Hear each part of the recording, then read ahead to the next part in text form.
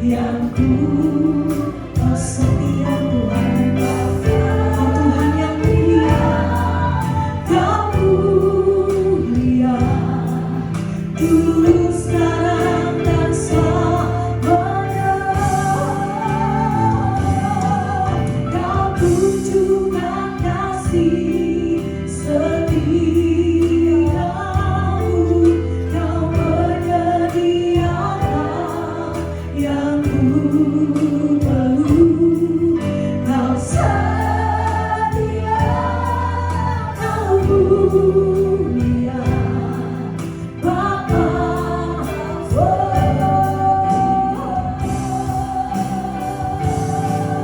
Kau tunjukkan kasih setiamu, yang Tuhan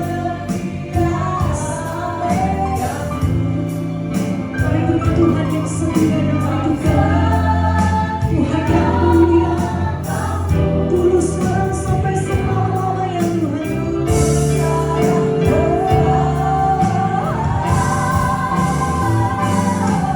Kau tunjukkan kasih setiamu,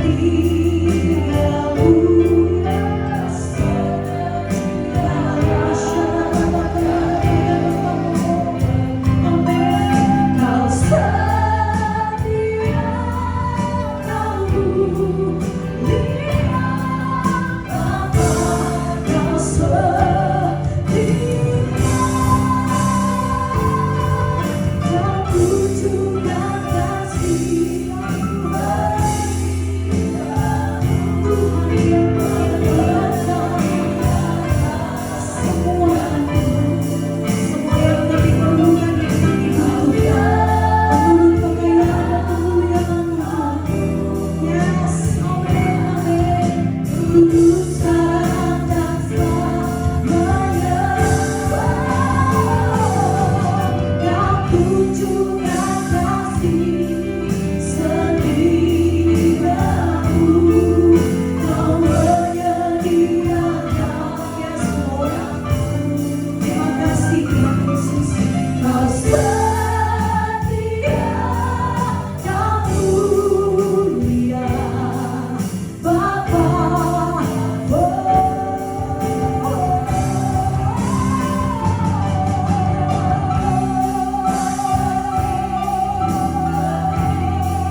Tuhan yang setia,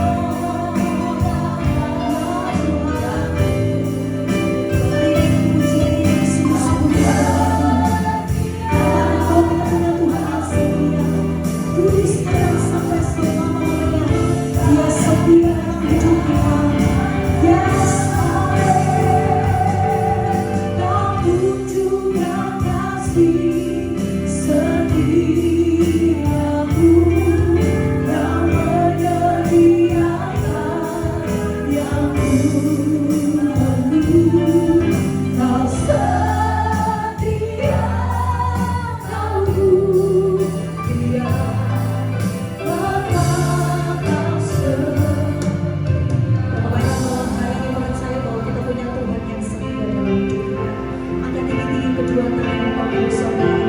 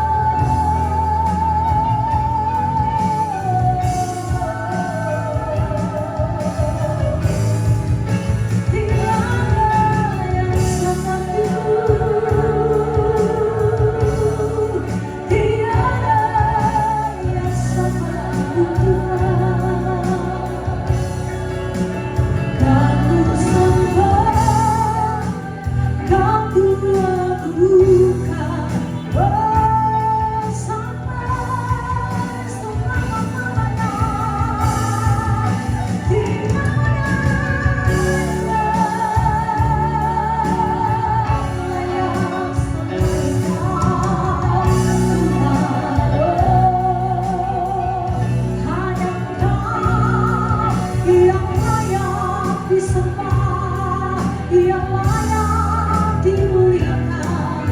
Oh,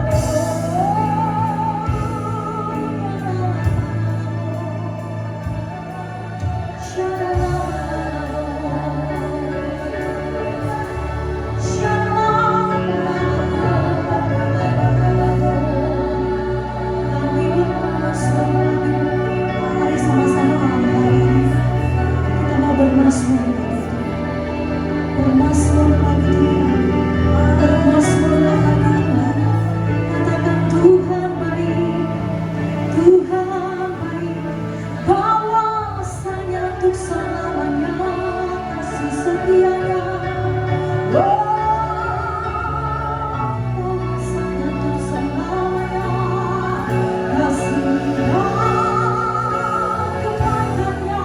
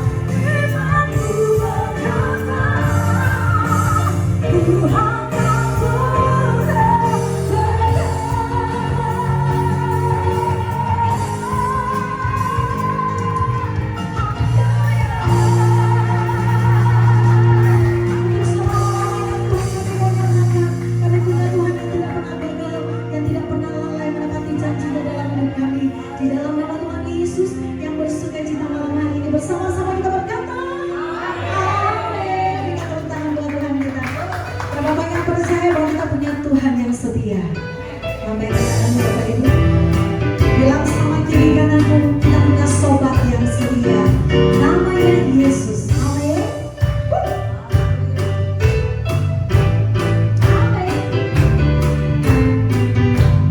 Sama-sama ya. Ada satu sobatku yang setia, tak pernah dia tinggalkan diriku di waktu aku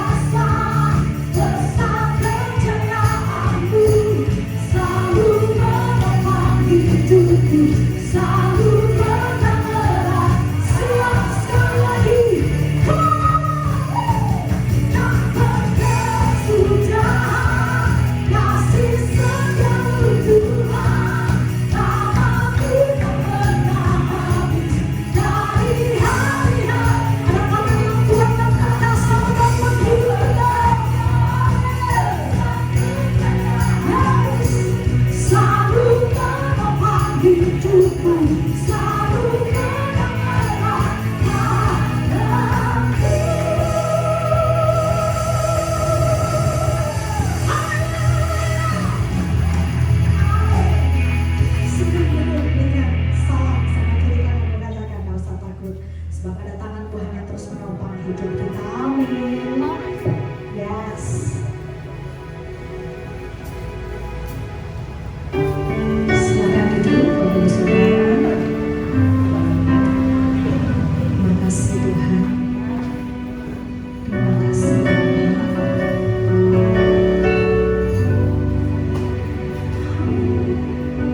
Kami mau Tuhan untuk kami yang selalu berdoa, mengenal Engkau secara pribadi Tuhan. Untuk kerinduan setiap kami.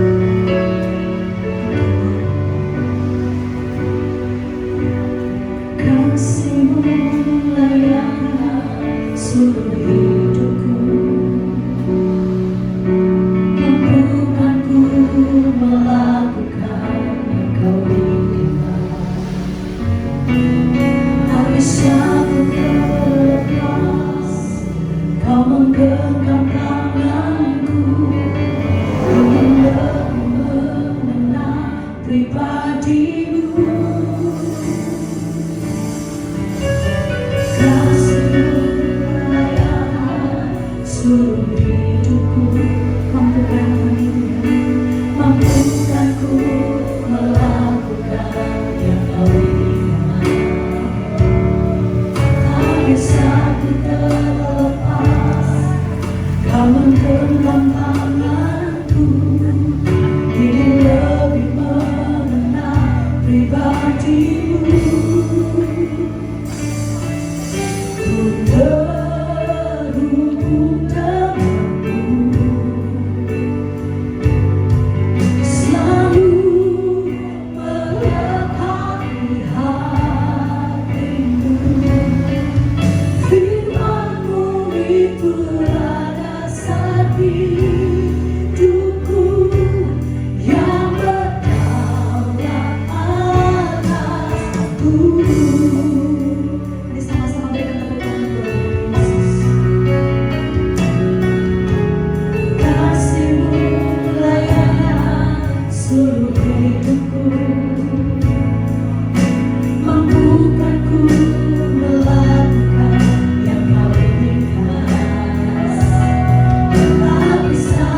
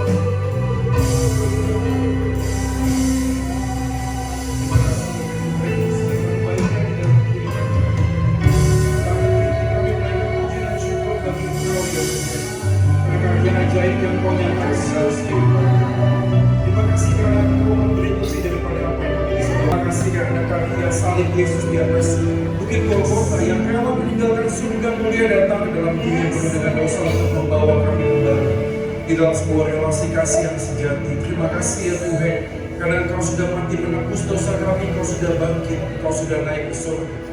Bukan hanya sekedar kehidupan setelah kematian yang Engkau janjikan, tetapi di dalam Engkau kami menemukan arti hidup yang sejati. Bahwa hidup kami bukan lagi milik kami ya Tuhan, tapi milik Engkau. Engkau memelihara, menuntun langkah perjalanan hidup kami dari hari ini ke bulan dan tahun. Kami melihat rahmat-Mu, kasih setia-Mu selalu baru setiap paginya, tak pernah berkesudahan di dalam kehidupan kami. Terima kasih ya Tuhan, karena Engkau juga menyatakan firman-Mu atas kami, yang menuntun kami di dalam perjalanan hidup yang gelap dan bengkok ini ya Tuhan. Apalah jadinya hidup kami kalau kami tidak mempunyai firman-Mu ya Tuhan. Maka berbicara atas kami ya Tuhan, dalam Roh Kudus yang tidak dapat kami lihat dengan mata jasmani, tapi kami percaya hadir di tempat ini, hadir dalam hati dan pikiran kami. Tolonglah Tuhan bekerjalah melampaui kata-kata Hamba-Mu. Dan setiap firman yang kami baca renungkan itu boleh sungguh-sungguh berakar, bertumbuh dan berbuah hanya bagi Engkau ya Tuhan. Demi Kristus Tuhan firman hidup, Gembala yang baik, kami sudah berdoa dan memohon. Amin. Amin. Amin. Silakan duduk Bapak Ibu dan teman-teman sekalian. Saya cek mic dulu ya. Ini feedback ya? Enggak. Oke, aman ya. Oke, kenalan dulu ya. Karena tak kenal maka tak sayang ya. Walaupun yang sudah kenal, sayangnya susah banget ya. Oke, nama saya Joy, belakangnya ada maniknya. Jadi saya Amuba ya, asli muka Batak. Tapi papa mama saya dari Batak, tapi saya lahir di Bandung, lahir dan besar di Bandung dan pernah di Jakarta. Oke, sebelum saya lanjut, ini live ya? Betul ya? Live? Oke, rekam aja, oke. Saya sudah menikah ya, walaupun saya nggak pakai cincin kawin karena saya gadaikan. Sudah menikah, istri satu aja. Cukup ya? Istri satu cukup ya? Cukup lah ya? Kayak nggak ada lagi tuh mau cukup ya. Dan anak saya 3, saya melayani di sebuah gereja ya di KI, tahu di KI ya? Gereja di KI itu ya? Gereja Karismatik Indonesia. Bukan ya, Gereja Kristen Indonesia. Tegang sekali ya, coba lihat kiri kanannya dulu ya. Boleh ya? Kasih senyum. Ya itu kan agak hujan ya. Hujan tapi panas ya. Luar biasa Surabaya ini. Saya juga melayani di UK Petra sebagai dosen LB. Mungkin dari perjalanan pelayanan saya lebih lama di kampus daripada di gereja ya. Saya sangat passionate dengan anak-anak muda. Jadi kalau Bapak Ibu ada anak pemuda remaja yang ingin berdiskusi, ya ada banyak anak muda hari ini berpikirnya kritis banget ya, nanya tentang surga, neraka, tentang Tuhan, kenapa kok ada banyak agama ya, Tuhan itu satu atau Tuhan itu banyak, kenapa agamanya banyak, apakah ini cuma terkait sama cara ibadah saja? Saya masih banyak ketemu anak muda gitu ya, Tuhan itu satu lah ya, tapi cara ibadahnya memang beda-beda ya, ada yang begini, ada yang begini, dan macam-macam lah ya. Itu kan cuma cara saja ya, kalau cara saja jadi semua agama sama saja, amin? Semua agama sama saja? Enggak ya, agama nggak sama ya, kalau sana kan nggak boleh nyembah Yesus, ini nyembah Yesus ya, bahaya. Sana sembah Yesus masuk neraka, sini nggak nyembah Yesus masuk neraka, itu udah pasti beda ya, betul nggak sih ya? Belum lagi nanti teman-teman kita, yang Hindu, yang Buddha, dan lain sebagainya. Kita menghormati karena ini Bhinneka Tunggal Ika, amin ya, kita bertoleransi. Tapi salah satu syarat toleransi adalah harus memahami perbedaan, dan kita pasti berbeda. Tapi anyway, kita nggak akan bahas itu, saudara sekalian. Kita akan membahas sebuah topik yang tidak kalah menariknya, yaitu tentang cinta. Cici ya, judulnya adalah True Love Never Fails ya. Kasih yang sejati tidak akan pernah gagal. Oke, sebelum melanjutkan, kalau ada yang mau berkenan lebih lanjut ya silakan bisa follow yang punya Instagram, TikTok apa gitu. Ya ini template perkenalan ya, karena saya jadi lagi cari-cari follower. Ya, yang hari ini follow bisa dapat cashback lebih. Minta sama si Selvi. Ya, kita langsung buka saja Alkitab kita, saudara sekalian, dari Yohanes pasal 15. Yohanes 15. Saya dari rumah ke sini lumayan jauh ya. Kalau perjalanan saya 1 jam, waktunya harus lebih dari 1 jam. Ada amin? Kan tepung dong, masa perjalanan 1 jam, waktunya cuma 30 menit. Ya betul nggak sih ya gue? Ya, jadi waktunya harus? Ya 2 jam. Iya, saya. Oke, Yohanes 15 ayat 9 sampai dengan ayatnya yang kita baca sampai ayat yang ke-14 ya. Oke, Bapak Ibu bisa menyimaknya di Alkitab masing-masing, saya akan baca.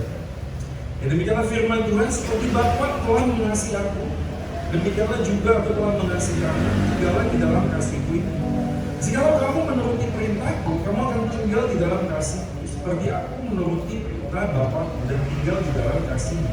Semuanya itu kukatakan kepadamu supaya sukacitaku ada di dalam kamu dan sukacitamu menjadi kamu. Inilah perintahku, yaitu supaya kamu saling mengasihi, seperti aku telah mengasihi kamu. Tidak ada kasih yang lebih besar daripada kasih seorang yang memberikan nyawanya untuk sahabat-sahabatnya. Kamu adalah sahabatku jikalau kamu berbuat apa yang kuperintahkan kepadamu.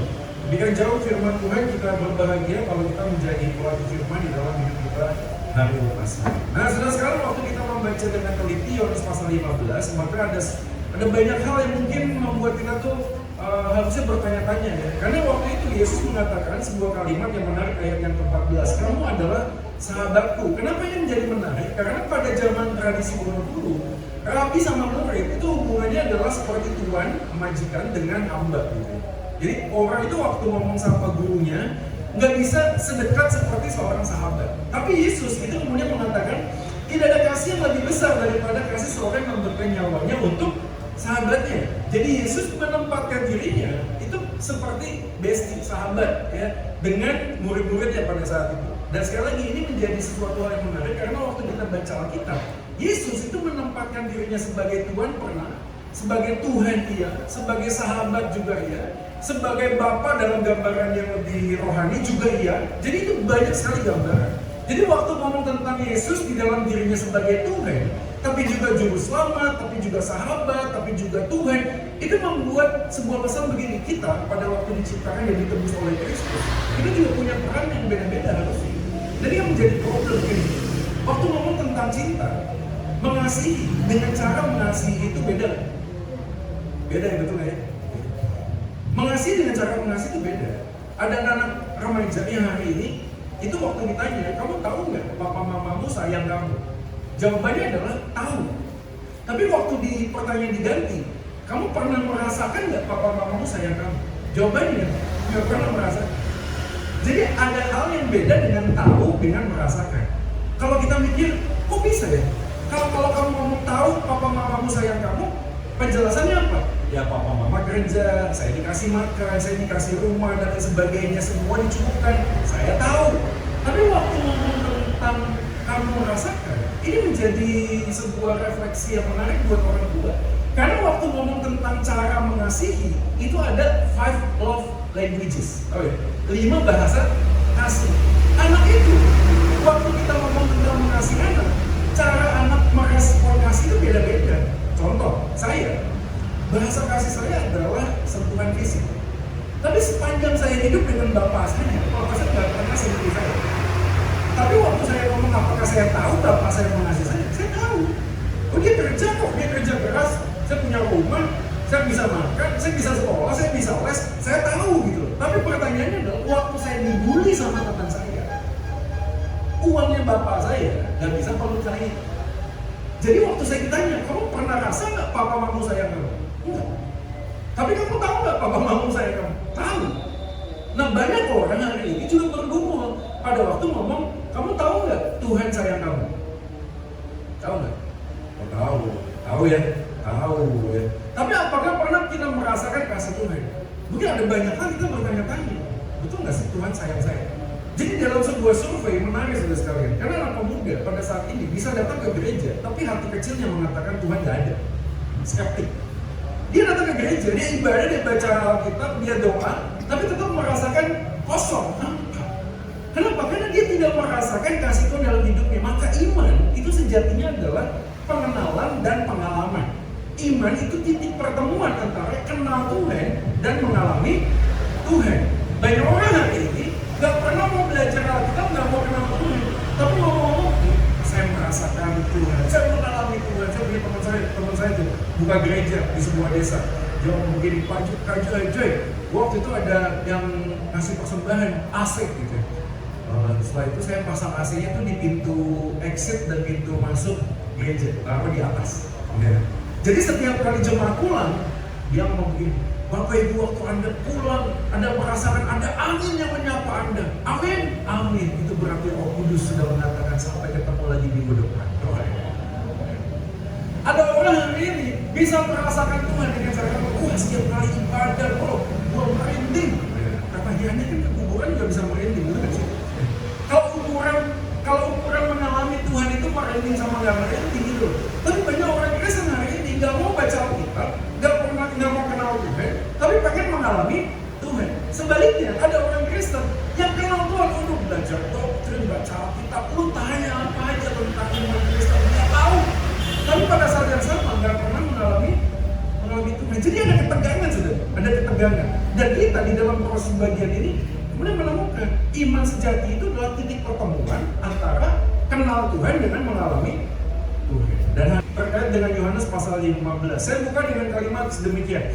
Kita tahu bahwa alasan kita mencintai karena Kristus telah mencintai kita. Amin.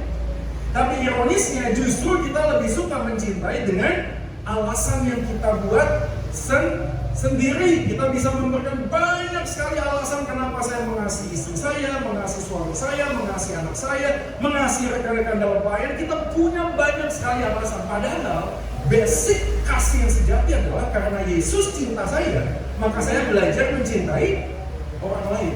Jadi waktu saya cinta orang lain, ada sebuah kesadaran begini loh, istri saya, suami saya bukan cuma istri dan suami, tapi dia adalah anak Tuhan. Jadi waktu saya melukai istri atau suami saya, pada saat yang sama yang terluka siapa? Kenapa ada banyak perceraian di dunia ini, di tempat kita hidup hari ini? Dan pada saat yang sama kita merasa gitu, dia tidak layak untuk saya cintai. Kenapa istri sulit untuk tunduk kepada suami? Karena gini Pak Joy, yang di rumah ini yang kerja, bukan suami saya. Jadi di dalam sebuah aturan yang pegang duit yang lebih banyak itu yang berhak mengendalikan sebuah keluarga. Ada amin juga. Udah gampang, saya tahu, saya sadar ada beberapa istri curhat sama saya, Pak Joy, aduh suami saya itu ya, kalau frekuensi ya, kalau sinyal handphonenya itu bukan 5G, ya 1G, GPRS, lambat banget, lemot. Itu kalau bom meledak ya, kita kasih bilang gitu. Awas, ada bom.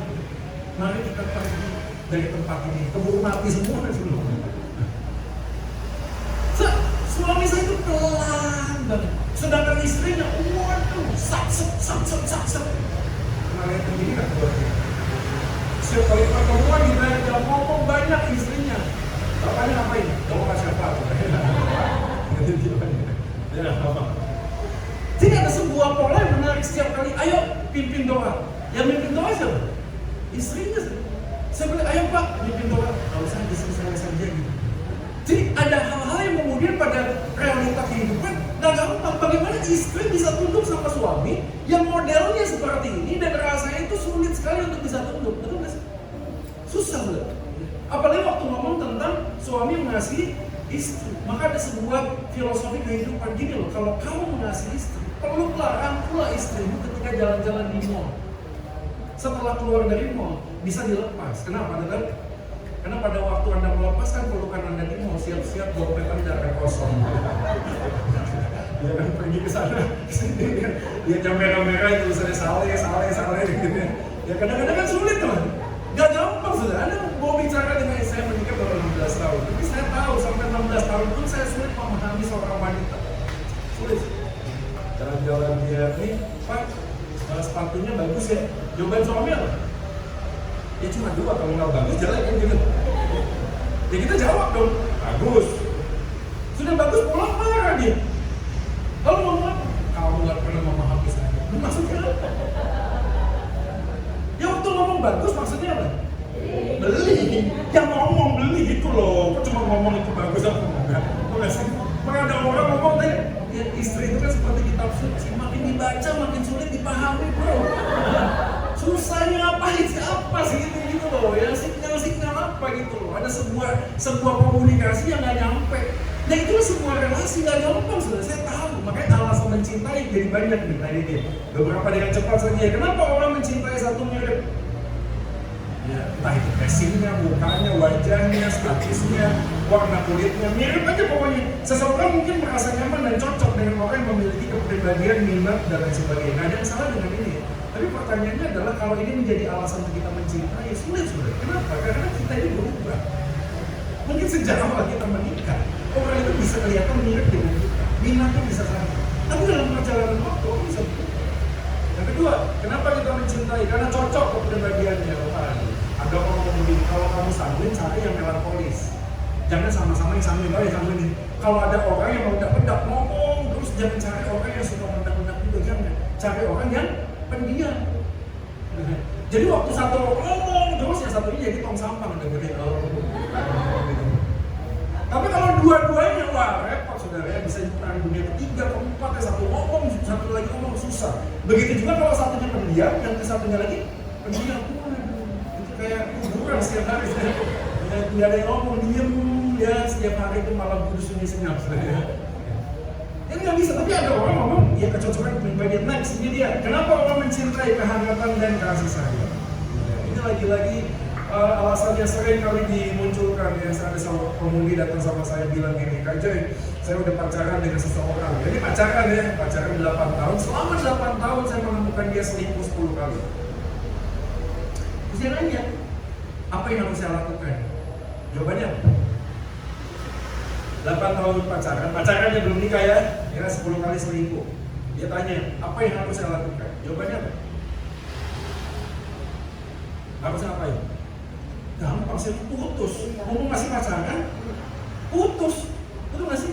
Anak SD juga tahu jawabannya. Putus mumpung masih pacaran. Dan tahu dia jawabannya. Tapi saya nggak bisa putus dengan dia. Sampai akhirnya dia menyimpulkan gini, diduain, ditigain, diempatin, dilimain, disepuluhin, gak apa-apa asal dia jangan ninggalin saya. Ada orang yang hari ini butuh afirmasi dengan pasangannya. Jadi dia mencoba membuat sebuah pola berpikir gini loh, saya itu tidak utuh kalau tidak dengan dia. Jadi konsep yang sering kali ada di dalam banyak orang. Jadi saya waktu menikah, saya mencari separuh nafasku, gokil kayak paling bener aja loh. Saya butuhkan soulmate, belahan jiwa. Loh maksudnya apa? Hari ini kita hidup gak sempurna gitu? Enggak saudara, enggak. Kita itu sempurna aja. Status kita sebagai anak itu perfect. Bukan karena ada butuh kasih sayang. Kadang-kadang kita menaruh harapan kepada pasangan kita untuk memenuhi apa yang kita ingin. Ketiga, keempat, benar keunikan. Saya mungkin menemukan yang unik dan menarik dan berikutnya adalah keterikatan emosional. Bapak Ibu bisa menambahkan banyak alasan orang mencintai. Banyak alasan orang menikah, orang pacaran. Banyak alasan orang pengen punya anak. Banyak alasan orang menjalin sebuah relasi, banyak sahabat, rekan kerja dan sebagainya. Banyak alasan sebetulnya. Tapi kalau kita ngomong tentang alasan yang sejati, inilah yang firman Tuhan ajarkan kepada kita. Kasih Kristus yang abadi adalah alasan kita mengabdi pada cinta yang sejati. Kasih Yesus adalah alasan. Mari kita melihat Yohanes pasal 15 tadi yang kita baca. Ayat yang 9, Yesus mengatakan sebuah kalimat sangat menarik sekali. Dia mengatakan seperti Bapa telah mengasihi aku, demikianlah juga aku telah mengasihi kamu. Jadi, Yesus Tuhan ya? Betul ya? Yesus kan Tuhan ya? Kalau Yesus ngomong begini, aku mengasihi kamu, selesai nggak? Harus selesai.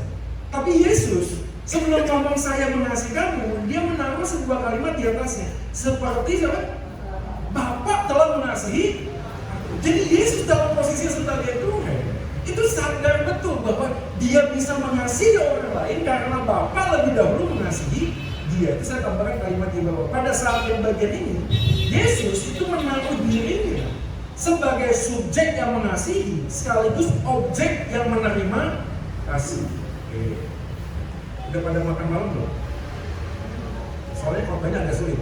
Ya, kalau yang sudah nanti pulang makan lagi ya. Yang belum makan ya sabar ya, nanti makannya 2 kali ya. Ini memang agak sedih kalimat yang penting. Kenapa? Karena pada waktu kita ngomong seperti Bapa telah mengasihi aku, Yesus yang adalah Tuhan sadar dia pribadi yang kedua, tapi ada pribadi yang pertama yang adalah Bapa. Jadi Bapa, Anak dan Roh Kudus itu bukan 3 Tuhan, tapi 1 Tuhan dalam 3 pribadi. pribadi. Satu hakikat, tiga pribadi. Katakan sama-sama. Satu hakikat, tiga pribadi. Ini gambarnya yang kita sering dapatkan. Sudah sekalian inilah keunikan iman Kristen. Dari awal tadi saya sudah ngomong, apakah semua agama sama? Enggak. Agama itu beda-beda, saudara. Yang satu saudara-saudara kita ngomong tauhid. Tauhid itu apa? Allah itu satu dan satu-satunya. Selesai. Satu itu artinya tunggal. Teman-teman kita Hindu beda juga. Mereka itu penganut politeisme. Mereka percaya banyak Tuhan. Teman-teman kita, saudara-saudara kita yang Buddhis beda juga. Bagi mereka ada Tuhan, ada Tuhan nggak penting. Yang penting hidupku bagus, baik. Itu beda, saudara. Maka waktu ngomong tentang iman Kristen juga beda. Kita percaya kita sembah satu Tuhan, bukan tiga Tuhan. Kita nyembah satu Tuhan. Siapa dia? Bapa, Anak, Roh Kudus. Berapa?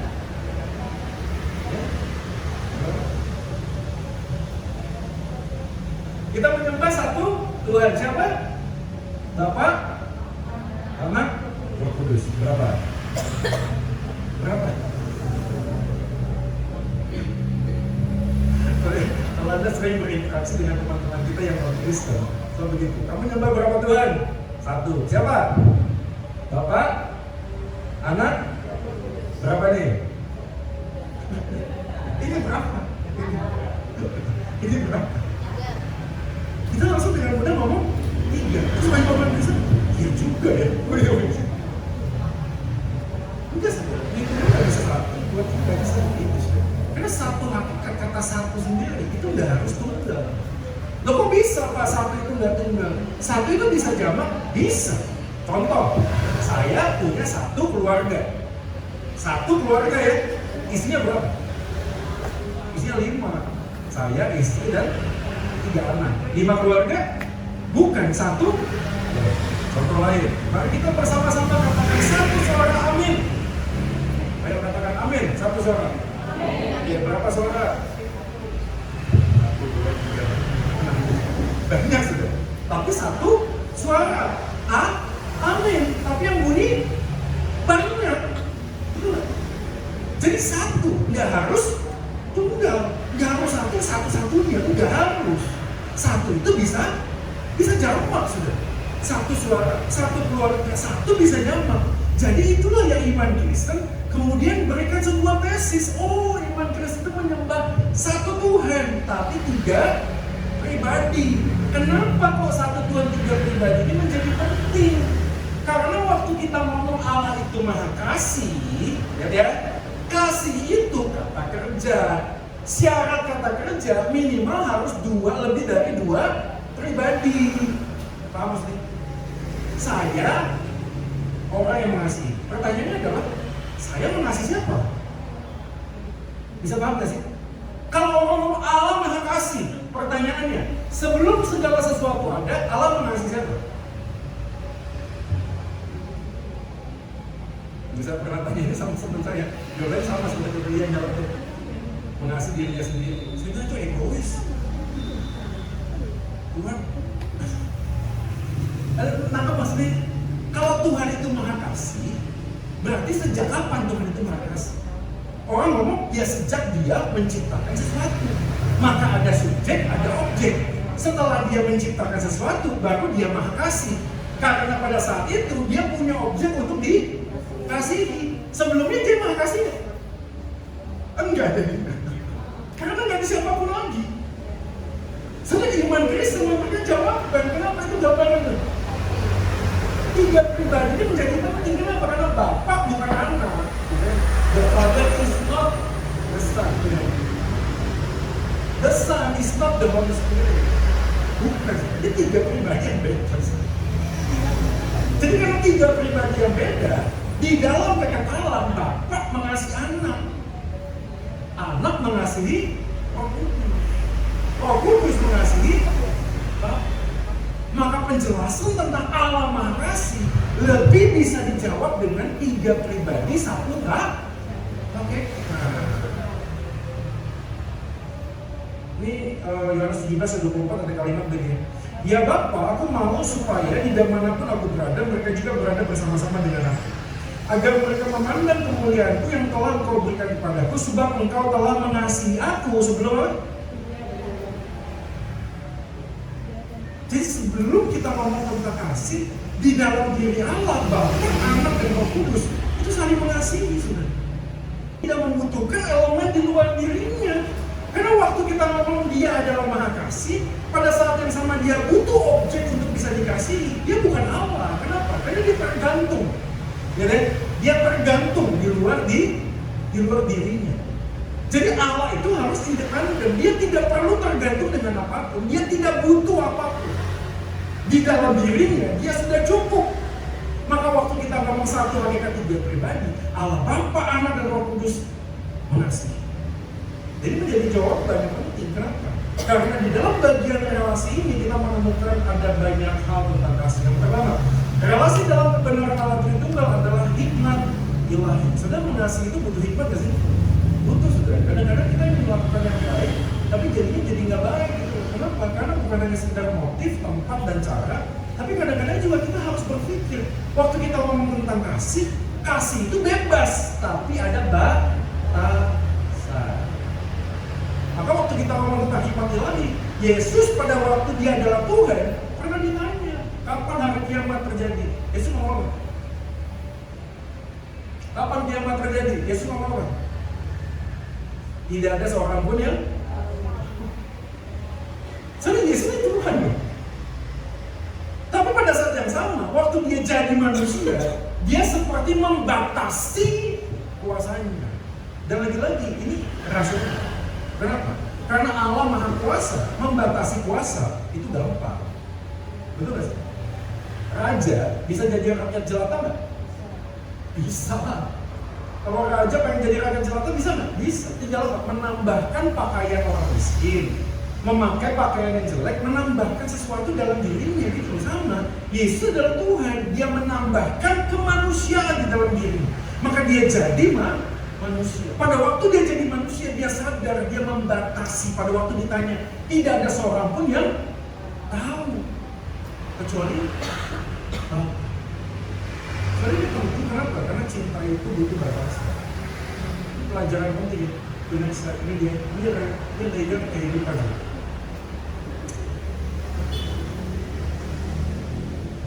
Saya mengasihi istri saya. Waktu dia ulang tahun, saya belikan dia bunga. Pertanyaan, saya mengasihi istri jemaat gak? Enggak. Kalau saya benci, kalau enggak kan? Kita kan harus mengasihi semuanya, betul gak sih? Waktu istri jemaat ulang tahun, saya beliin bunga gak?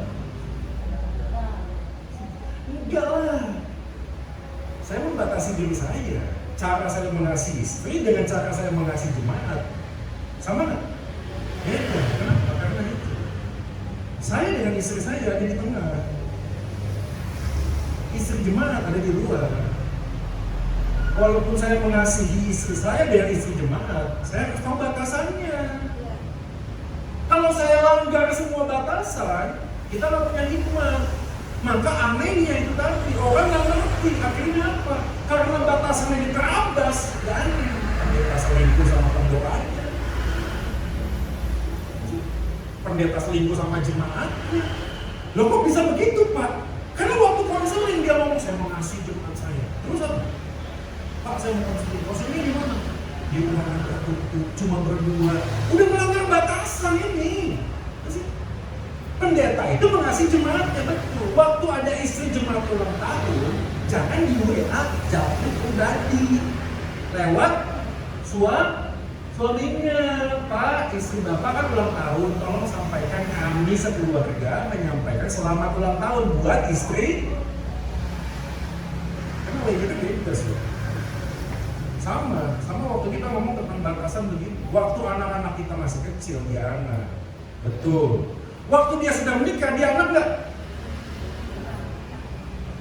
Anak nggak? Tetap anak. Tapi cara kita mengasihi anak yang masih kecil dengan anak yang sudah menikah, beda nggak? Beda dong, betul nggak sih? Kalau orang nggak ngerti batasannya, akhirnya apa? Begitu sudah gede, orang tua intervensi terus. Datang ke rumah anak, ini kan anak saya. Jadi berantem tuh. menantu sama mertua berantem, gontok-gontokan, tuh nggak sih? Karena batasnya udah nggak jelas deh. Dia ngomong ini kan anak saya, ya saya mau datang kapan pun boleh. Begitu anak kita punya anak jadi punya cucu, cucunya dijemput di sekolah, tinggal WA, anakmu tak bawa jalan-jalan ngomong. Loh kok mak, kok nggak ngomong? Ini kan cucuku, kamu kan anakku. Batasnya nggak jelas akhirnya. Ini yang lagi rame di TikTok, ya Dayung Lopepin tau? Dayung Lopepin. Ceritanya kan menarik, dia bawa anak ke sekolah, ketemu seorang ibu bawa anak, ketemu di sekolah. Nggak lama kemudian bapak sama ibu jatuh cinta. Saya tanya ya, ada itu laki-laki dari rumah, aku ingin cari wanita selingkuhan, ada gitu? Enggak. Selingkuhan terjadi karena batasan kecil dilanggar. Tapi di dalam daya keluarganya dia membuat batasan. Suami sama istri membatasi dirinya harusnya tidak ada batasan, tapi keluar yang harusnya di batasan malah dilanggar. Aku udah buku bagus nih, boleh pinjam nggak? Boleh. Ya udah aku ambil di rumah. Ngapain ambil di rumah? Kan kamu tahu dia istri orang. Kalau mau ngambil buku, ngambilnya di sekolah, ketemu di tempat umum gitu loh. Gak usah gini, datang ke rumah, aku ambil di rumah. Suatu dibahas sama WA Japri ini bukunya bagus ya, ya bukunya bagus. Ngapain itu loh? Ngapain? Istri itu bukan urusan aku. Itu urusan suaminya gitu loh. Tapi ada orang ngomong loh, kan kita dipanggil untuk saling mengasihi. Bukan berarti. Selalu waktu kita ngomong tentang kasih, kita butuh hikmat. Kita harus sadar, kita ada di mana. Saya tahu kita adalah saudara seiman. Kita keluarga di dalam Tuhan, betul. Tapi keluarga dalam Tuhan sama keluarga di dalam inner circle itu harusnya beda. Kalau kita nggak punya batasan, terabas terus cinta bisa menjadi sesuatu yang kita lakukan. Bagian yang kedua adalah bukan cuma ini. Hikmat dalam berrelasi ini yang kita baca ya. 1, 2 ya. Hikmat dalam berrelasi membuat kita sadar bahwa kita dipanggil untuk mengasihi semua orang dengan cara yang berbeda-beda. Sesuai dengan apa? Status yang Tuhan percayakan kepada masing-masing. Ini aneh gitu loh.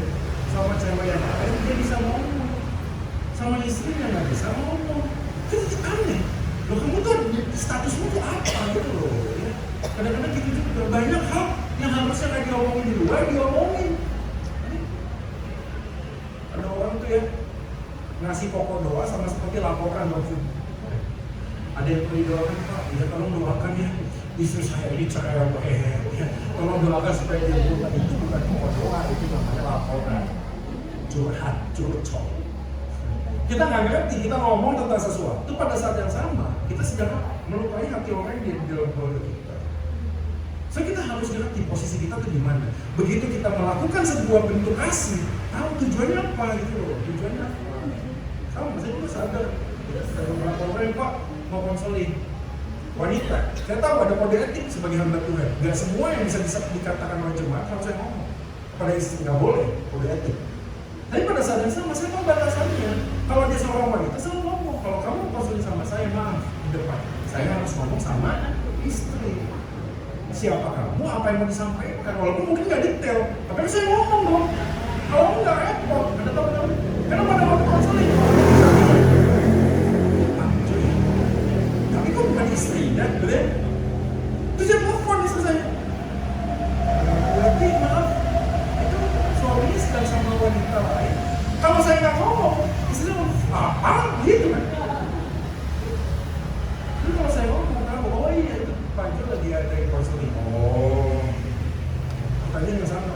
Saya tanya saudara, kalau misalnya ini ekstrim di persekutuan, Anda pulang, Anda seorang laki-laki suami, lalu kemudian ada seorang ibu yang sudah punya suami, lagi nunggu Grab, tapi hujan, nunggu nggak dapat Grabnya, tinggal Anda berdua di sana, siapa nggak ada, siapapun nggak ada.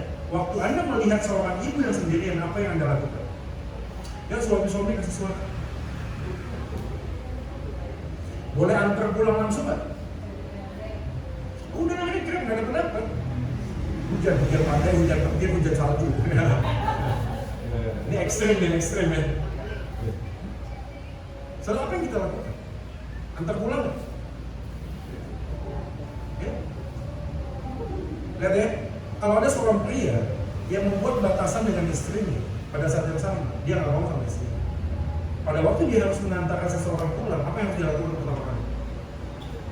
Telepon istrinya. Ya, ini ada satu jemaat, kami si ini. Dia gue nggak dapat. Saya berangkat pulang, mungkin catatannya menarik. Itu duduknya di depan, duduknya di bagasi belakang. Atau pegangan gitu di rumah, enggak ya. Tapi paling dia kan ada sebuah usaha gitu loh, bentuk kasih kepada seseorang. Ada banyak cara yang bisa dilakukan. Tapi pertanyaan saya hari ini sederhana sih. Bagaimana dengan relasi kita dengan orang yang circle yang paling dekat?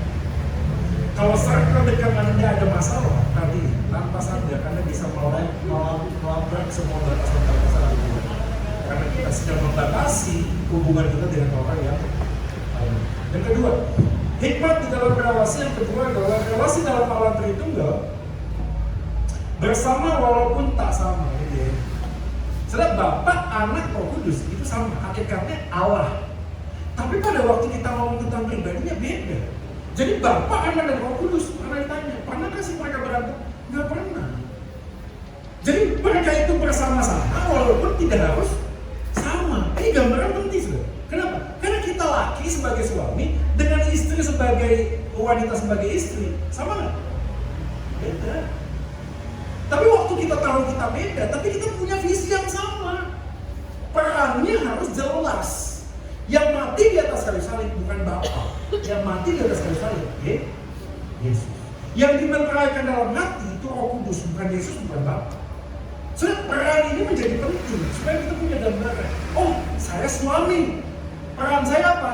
Kepala keluarga. Walaupun kepala keluarga kagak punya duit, nggak bisa kerja, sakit stroke sekalipun, istri harus tetap memainkan perannya, tunduk pada suami. So peran ini kadang-kadang kita tuh lampaui. Kita nggak jelas ordonya, sehingga tambah lagi sudah. Saya pernah ketemu dengan satu orang keluarga yang lama sekali nggak punya anak. Sekalinya dapat anak, ada apa? Semua yang diminta anak dikasih. Jadi mindsetnya tuh berpikir gini, ini anak yang sudah kita ubah. Dan pada saat yang sama, ordo gambaran ordo status itu beda. Tuhan harusnya paling atas. Paling atas jadi anak. Setelah anak terus istri, lalu suami, lalu Tuhan.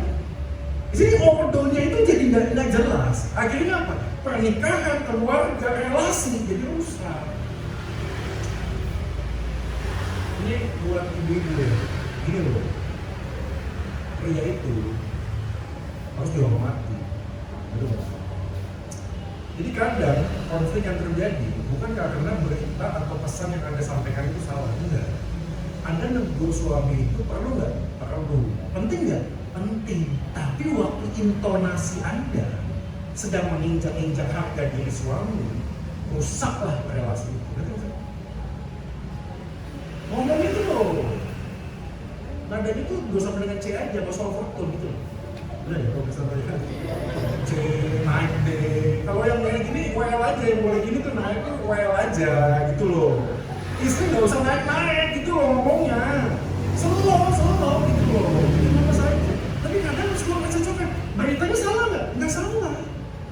Tapi cara ngomongnya jadi salah. Kenapa? Karena dia tidak menempatkan dirinya sebagai sama. Suami juga begitu. Suami itu dipanggil mengasihi istri. Kadang-kadang kan jadi tiba balik ya. Istri ngomong, saya nggak bisa tunduk sama suami saya. Kenapa? Karena suami nggak bisa mengasihi saya. Sebenarnya ini kan menjadi hal yang begini. Waktu kita dipanggil untuk melakukan peran kita, jangan harap orang lain harus melakukan apa yang kita pikirkan. Bagian kita melakukan apa yang menjadi panggilan kita. Suami kasihi, tapi istri nggak tunduk, bukan urusanmu. Karena setiap kali pada waktu dalam sebuah relasi, Tuhan itu berurusan bukan kepada orang lain untuk dirubah, diri kita dulu yang dirubah. Saya punya pengalaman sama istri saya, tapi ini rahasia aja, jangan ngomong sama siapa-siapa ya. Saya pulang pelayanan nih, malam, lapar lagi capek. Saya tahu kunci rumah. Biasanya saya bawa nih, ya. Jadi kalau ada kunci mobil di dompet itu ada kunci gerbang sama kunci depan. Oke, saya sampai rumah, saya buka gerbang, masukin mobil, tutup gerbang, kunci, mau masuk ke rumah, masukin kunci nggak bisa diputar. Anda tahu kenapa?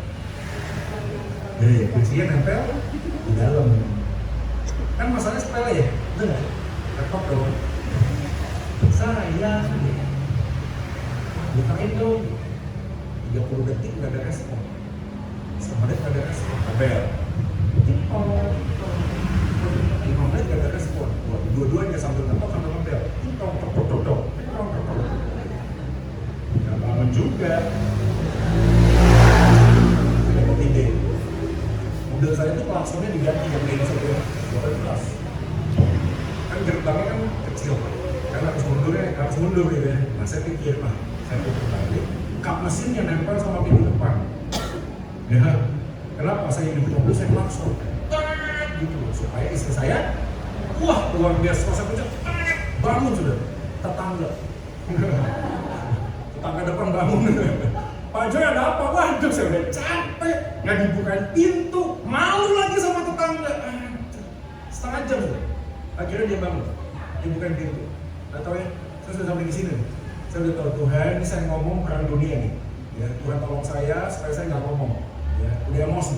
Kalau ngomong apapun pasti salah nih. Pasti salah. Udah, tenang, udah. Besok kita bahas. Besok saya bahas. Hamba Tuhan, betul nggak sih? Aku ini kecil. Oh, baik sudah ya, nggak ada intonasi tinggi, nggak ada. Udah selesai. Kejadian lagi nggak?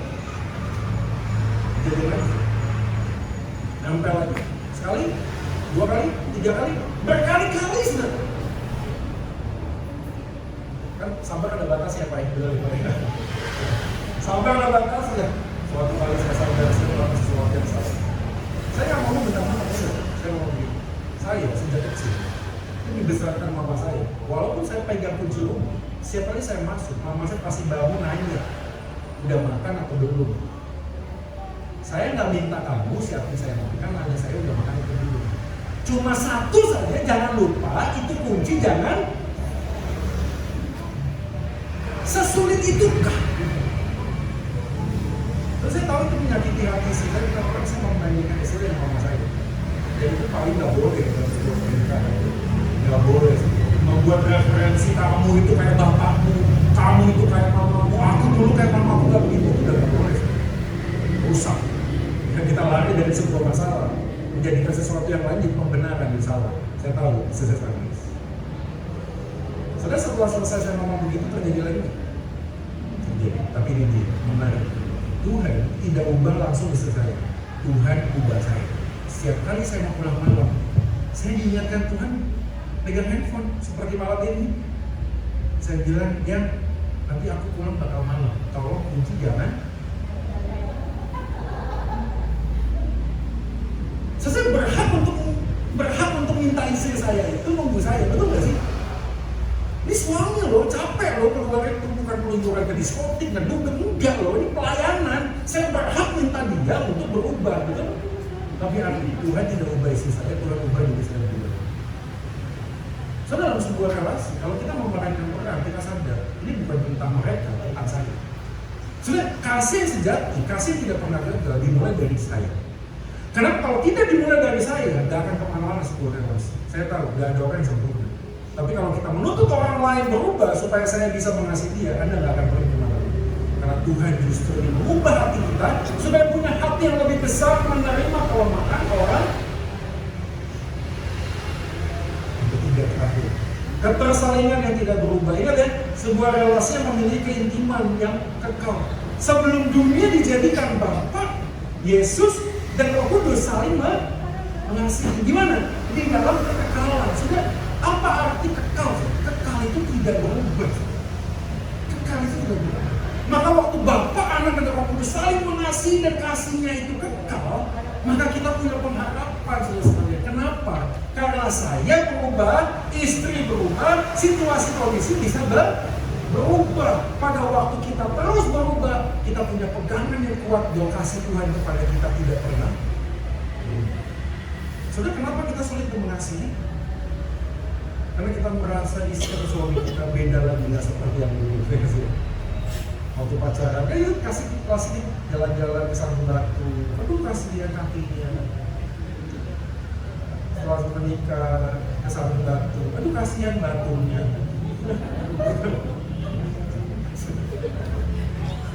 Sekarang itu manusia berubah. Terus saya tahu berubah, bukan cuma sekedar saya dan dia berubah, situasi kondisi berubah. Ada banyak kisah klasik dalam pernikahan.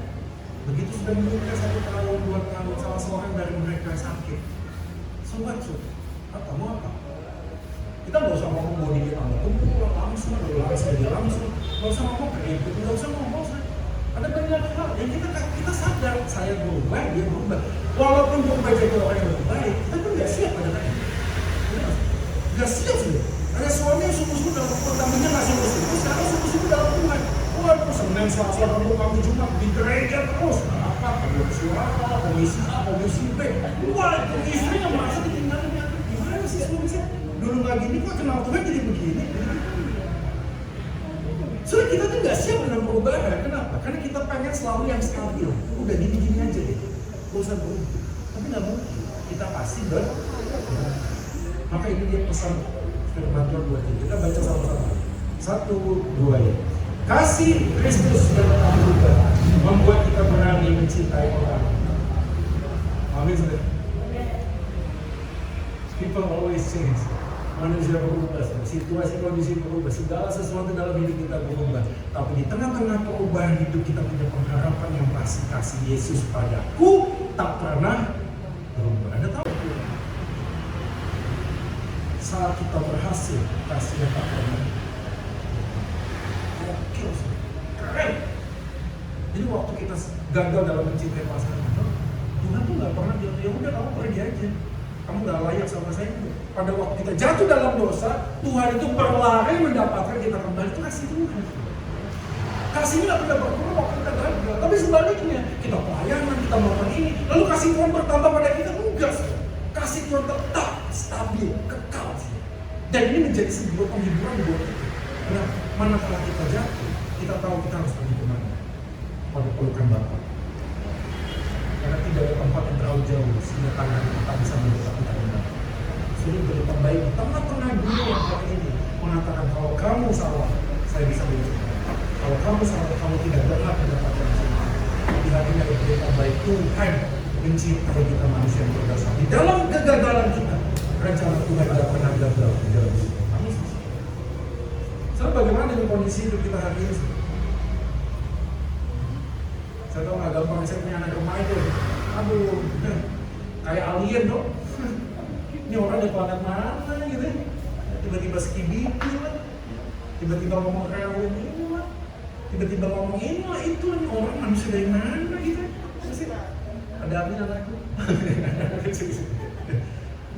Kadang-kadang anak-anak ngomong, papa mama nggak pernah bisa ngerti aku. Ya saudara gini ya, saya sedikit awal ya. Saudara kalau Anda itu orang tua, ya peran kita itu harus dimainkan. Kita bukan cuma bapak dan ibu, tapi kita bisa jadi sahabat. Saya mengalami, papa saya nggak bisa jadi sahabat saya. Jadi pada waktu saya punya pergumulan, papa saya itu bukan menjadi tempat yang aman bisa curhat. Kadang itu bapak ngerti ya, saya ngomong tentang pacar lah, tentang PS lah, tentang Mobile Legends lah, tentang Roblox lah. Kenapa? Karena dikit-dikit nggak boleh. Enggak. Games itu kesempatan yang baik. Apa itu? Main sama anak itu. Anak saya kedua, perempuan. Sukanya ngapain? Sukanya gini. Di TikTok. Ya Pak bikin Pak, ya sudah kita bikin. Pasang muka kebau dikit lah. Pokoknya ya joget-joget dikit ya udah deh nggak apa-apa. Karena untuk itulah ada jembatan yang kemudian bisa dibuat. Ya satu kali saya sadar anak saya kalau dia punya masalah dia tahu dia harus pergi kemana. Bapaknya, karena bapaknya nggak pernah jadi hakim. Kamu kok gini, kamu kok aneh juga. Tapi saya tahu nggak gampang. Zamannya berubah beda sudah, beda sekali. Tapi ini saya belajar satu hal. Kita minta kasih Tuhan supaya berani menyangkal diri. Papa pulang capek. Tiba-tiba punya anak, ayo Pak main kuda-kudaan lah. Di luar menjadi kuda, so pulang kuda-kudaan lagi, aduh capek. Kan Itu kasih itu butuh pengorbanan sudah. Nah, saya tahu buat saya main Roblox otak saya tuh nggak nyampe sudah. Karena ini 3 dimensi dan avatar. Otak saya itu monokrom, kemudian 2 dimensi. Mainnya apa? Tetris, sama sih ya. Main itu gitu loh, Candy Crush. Nah itu masih bisa tuh. Begitu main Roblox tuh mana sih, loncat di mana sih? Ini jurang apa tembok? Kita nggak bisa nyampe. Tapi saya mau berani bilang sampai sini kita belajar. Tahu nggak? Hari ini kita lagi nabung buat beli PS. Karena kondisi saya ini kesempatan yang baik daripada ini anak keluyuran. Mendingan dia panggil anaknya main di rumah gua, betul nggak sih? Main sama-sama. Main FIFA, main apa? Main gitu loh. Betul apa punya kesempatan apa? Saya kasih ini membutuhkan penyangkalan diri. Saya tahu kan, buat anak-anak juga begitu. Jangan ngomong bapak saya nggak ngerti. Mereka nggak ngerti semua kan? Udah nggak ngerti semua, tapi terimalah papa mama kita di tengah-tengah ketidaksempurnaan dia, tapi dia tetap apa yang terbaik. Kamu mengganti papa, saya jamin gak akan lebih baik dari papamu sekarang. Walaupun tidak sempurna, dia tetap orang tua yang terbaik. Ini yang terakhir yang kita baca. Akhir terus ya tadi yang kapan selesai juga. Benar ini terakhir. Kita baca ya. 1, 2 ayat. Satu-satunya harapan di tengah hidup yang penuh dengan perubahan adalah dengan berpegang pada kasih Kristus yang tak pernah berubah. Maka last but not least pertanyaan saya, di manakah Yesus dalam pernikahan? Di manakah Yesus di dalam relasimu dengan anak-anakmu? Di manakah Yesus dalam relasimu dengan rekan pelayanan? Di manakah Yesus? Kasihkan Bapak Ibu sekalian nih, saya mau beritahu, anak kita bertumbuh dewasa, dia akan pergi. Satu-satunya kita bisa lakukan hanya satu, pastikan anakmu punya Yesus dalam hati. Karena kemanapun dia pergi, apapun godaan, apapun tantangan, selama dia ada Yesus, one day dia akan kembali kepada pelukan Bapa. Kita bisa melihat anak-anak kita terus, wah, dipantau, dilihat, kasih GPS, kasih dia bisa. Tapi kita punya satu, ada kepastian, ada Yesus. Dan hari ini pertanyaan saya sederhana, gimana dengan pesta keluargamu? Bapak-bapak, anda itu tugas pertanyaan bukan cari duit, tugas pertamanya adalah menjadi spiritual leader. Kapan terakhir kali aku berjumpa anak-anak yang berdoa? Kapan terakhir kali suami istri pegangan tangan dan berdoa supaya Yesus menumbuhkan cinta di dalam kehidupan relasi dengan Anda? Sebuah relasi yang panjang tanpa Yesus merasakan. Kita kadang-kadang jadi orang yang aneh itu, kesentuh dikit aja, kamu siapa sih? Itu kan sudah terlalu biasa. Tapi selama ada Yesus, kemanapun Anda pergi, Anda punya sebuah pengharapan. Ini betul-betul yang terakhir saudara sekalian. Ini dia kalimatnya. Di dalam Kristus kita menemukan kepastian bahwa walau cinta dapat menuai luka, namun kamu tidak akan hidup di dalam luka. Saya akan yakin sepanjang kita hidup sampai dengan hari ini ada orang yang pernah melukai. Dan Anda tahu siapa? Bukan orang yang jauh, orang yang dekat. Siapa? Suamimu, istrimu, anakmu, saudaramu, orang tuamu, dialah orang yang paling banyak melukai hati. Tapi hari ini kita bisa punya berita baik, Yesus mencintai dan terluka, supaya kita bisa belajar mencintai orang lain walaupun harus terluka. Karena luka tidak pernah membuat kita hidup di dalam duka. Luka yang Tuhan izinkan membuat kita bertumbuh di kehidupan yang lebih baik, yang lebih baik, yang semakin sabar, semakin mengasihi seperti Yesus sudah mengasihi. Mari kita teguhkan kepala kita. So sekarang mari kita ambil sebuah komitmen baru yang baru. Saya tidak tahu apakah Anda datang dengan suami atau istri Anda, atau mungkin Anda datang sendiri, atau mungkin Anda sudah berkeluarga lalu Anda ingat anak-anak Anda. Saya mengajak kita untuk mengambil waktu sejenak berdoa buat pasangan, buat anak Anda, buat suami Anda, buat istri Anda. Kalaupun ada sesuatu yang Anda tahu, Anda pernah melukai hati orang yang Anda kasih, saya datang kepada Tuhan dan bilang, Tuhan, ampuni saya karena saya sudah melukai orang yang saya kasih. Dan tolong saya untuk belajar mengasihi, walaupun mungkin saya tidak menerima apa yang saya harapkan. Bapak di dalam surga, kami datang kepada-Mu.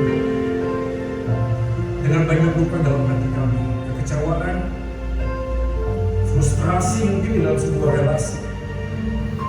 Merasa kosong dan hampa di dalam sebuah kehidupan pernikahan. Tidak ada lagi sebuah romantis, kehidupan yang penuh cinta kasih, karena kami sudah terlalu biasa hidup bersama. Tapi hari ini sekali lagi kami ingin mengundang Yesus hadir dalam keluarga kami. Kami tahu Yesus tidak pernah pergi kemana-mana, dia tetap ada di sana. Tapi mungkin kita terlalu abai dengan kehadiran-Nya. Dan hari ini ya Tuhan, kami bawa hidup kami kepada Engkau. Bapak Ibu sekalian, mari kita taruh tangan kanan kita di dada kita. Ini sebuah komitmen yang baru malam hari ini. Tuhan, di sini kami ya Tuhan, kami bawa hidup kami kepada-Mu. Ubah hidup kami Tuhan, jangan hidup pasangan kami atau orang-orang di sekitar kami. Ubah hidup kami supaya punya kasih seperti kasih-Mu ya Tuhan, mengasihi seperti Engkau mengasihi kami. Tak pernah berhenti belajar untuk mengasihi dan mencintai.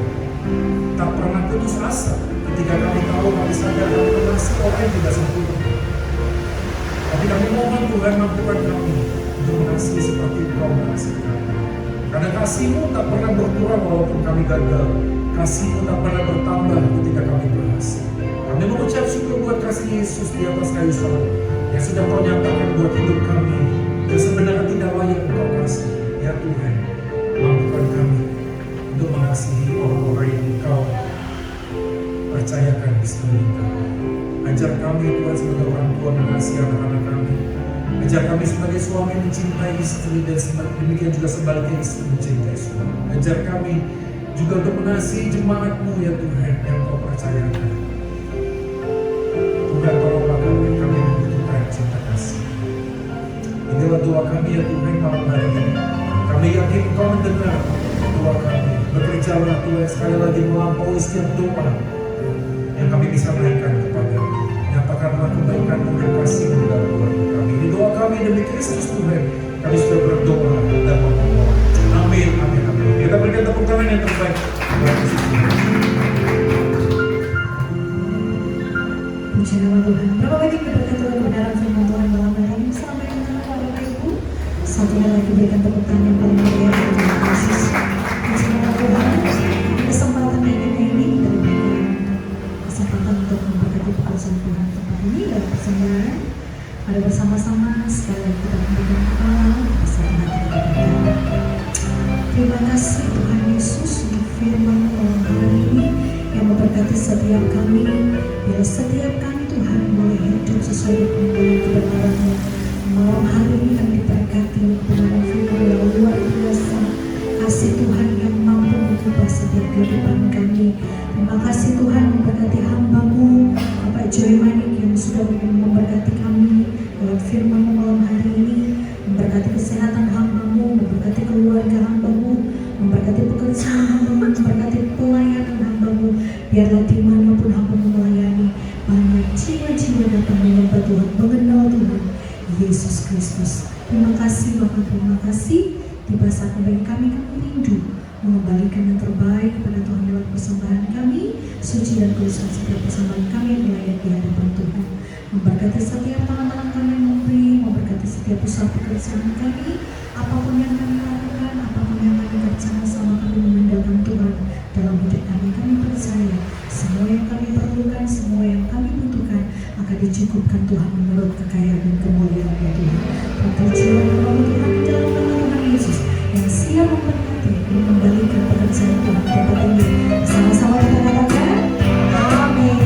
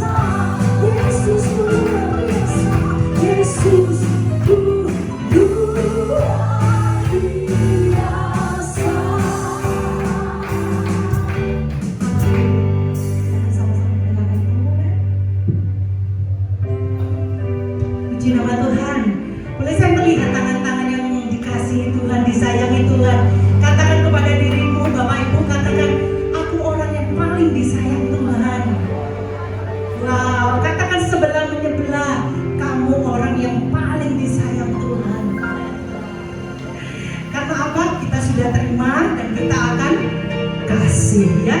Ingat ini Bapak Ibu ya, terima kasih. Oke? Atas nama jemaat dan pengurus di tempat ini, kita mengucapkan terima kasih buat Pastor Joy yang sudah menampur firman di tempat ini. Segala kemuliaan hanya bagi Tuhan ya. Kita akan mendengarkan pengumuman untuk bulan depan Bapak Ibu. Ibadah di Kairos bulan depan, yaitu di bulan April, itu kita akan memperingati Paskah ya.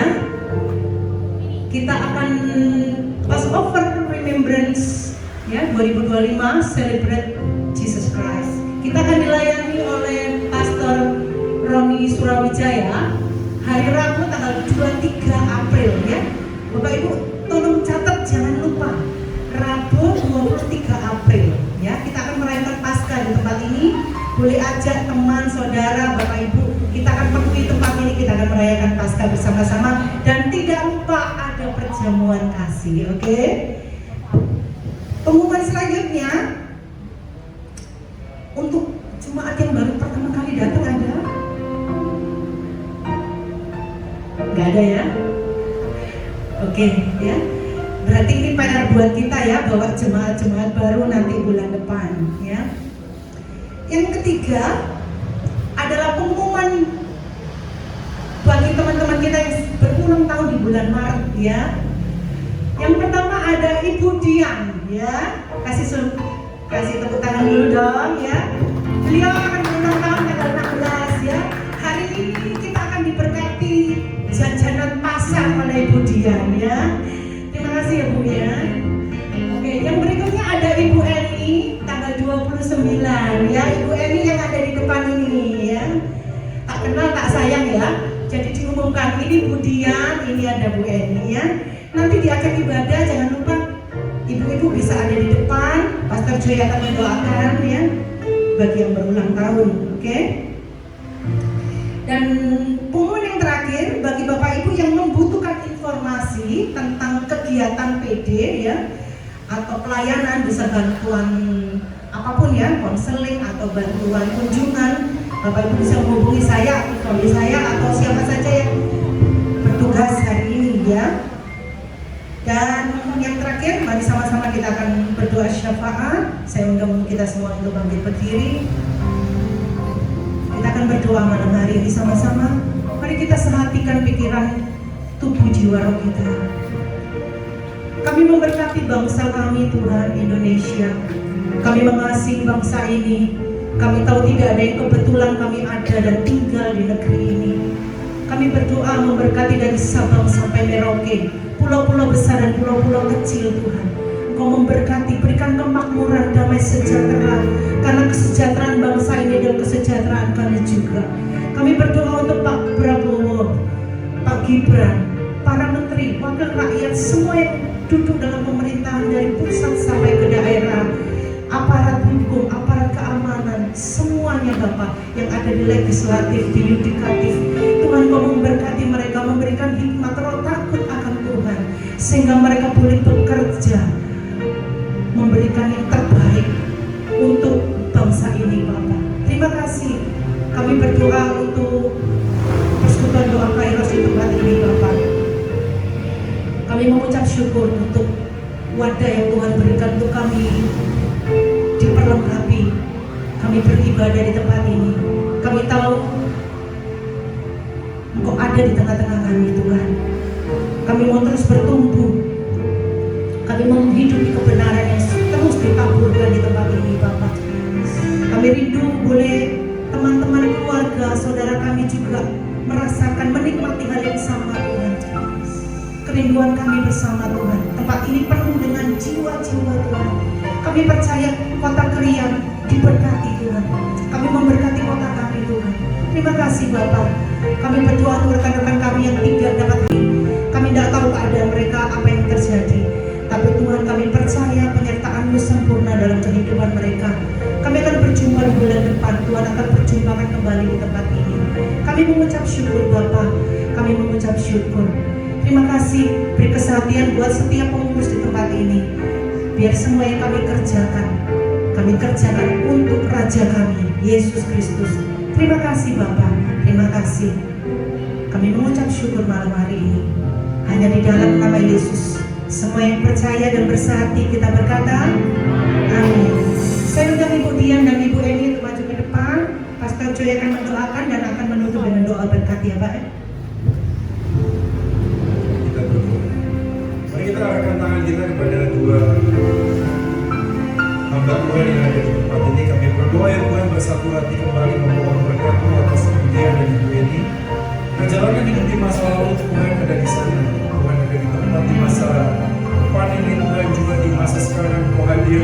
Berkati Ibu dan Ibu Eni, Tuhan, segala kasih setia Tuhan yang tidak akan pernah meninggalkan mereka berjalan di dalam kehidupan masa depan. Tuhan berkati kerjaan rumah tangga mereka, segala pergumulan yang mereka saat ini sedang gumulkan. Mari Tuhan Kau menyendingkan telinga mendengar setiap doa mereka, dan kiranya iman percaya mereka semakin bertumbuh sebagai menjadi saksi bagi Tuhan, dan baik orang melihat Kristus di dalam kehidupan mereka. Ini doa kami Tuhan, segala kasih setia rahmat dinyatakan di dalam kehidupan hamba ini. Di dalam nama Yesus kami berdoa. Dan Bapak Ibu sekalian, kita akan mengakhiri tempat ibadah kita di tempat ini dan akan menjalani kehidupan kita di ibadah di tempat di mana Tuhan percaya. Karena hati dan pikiranmu, dan terimalah berkat daripada Allah Tritunggal, Allah Bapa dan Putra dan Roh Kudus. Kiranya damai sejahtera dan kekuatan Tuhan yang melampaui segala akal dan pikiran manusia, kasih yang sejati yang Dia nyatakan akan mengiringi setiap langkah kehidupan kita berjalan bersama dengan Dia mulai saat ini sampai selama-lamanya. Dalam nama Yesus kami sedang